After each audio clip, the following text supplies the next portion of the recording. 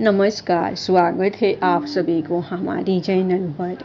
आज मैं सुनाने जा रही हूँ आप लोगों को कान्हा और कुम्हार की पौराणिक कथा।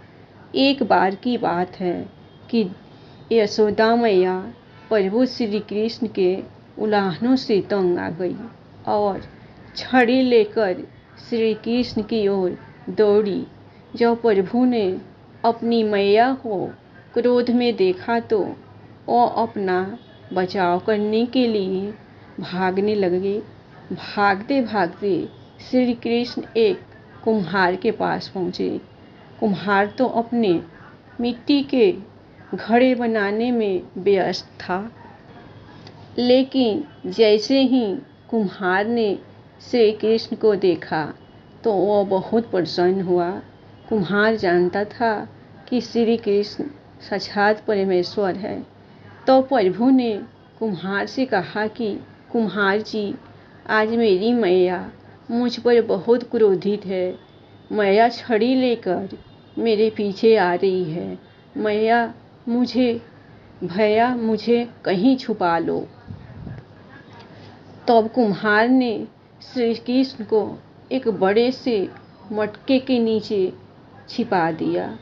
कुछ ही क्षणों में मैया यशोदा भी वहाँ आ गई और कुम्हार से पूछने लगी, क्यों रे कुम्हार, तुमने मेरे कन्हैया को कहीं देखा है क्या? कुम्हार ने कह दिया, नहीं मैया, मैंने कन्हैया को नहीं देखा। श्री कृष्ण यह सब बातें बड़े से घड़े के नीचे छुप कर सुन रहे थे।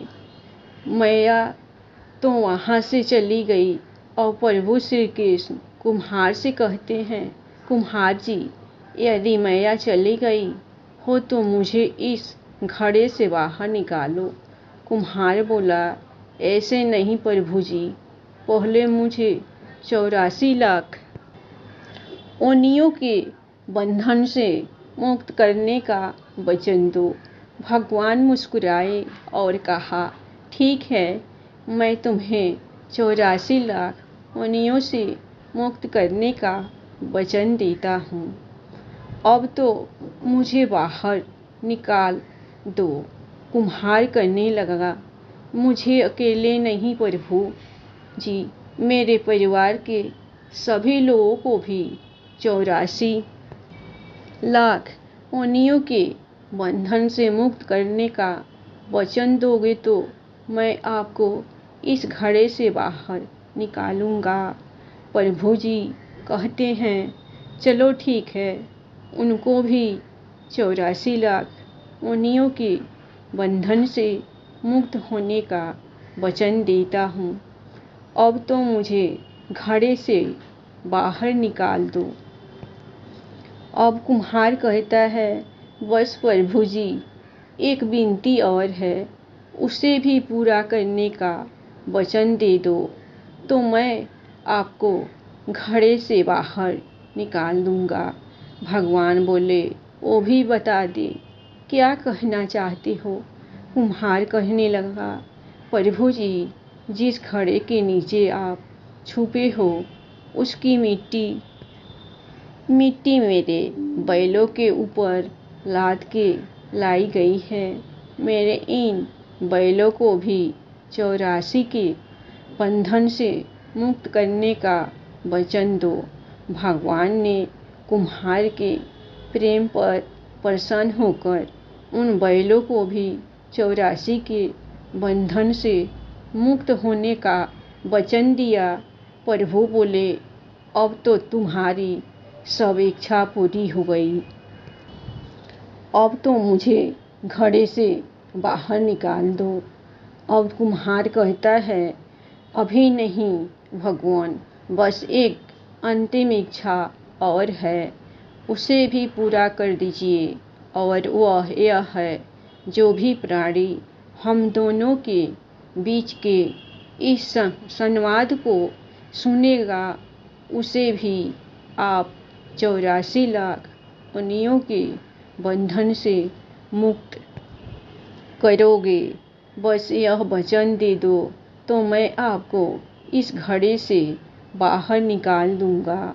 कुम्हार की प्रेम भरी बातों को सुनकर प्रभु श्री कृष्ण बहुत खुश हुए और कुम्हार की इस इच्छा को भी पूरा करने का वचन दिया।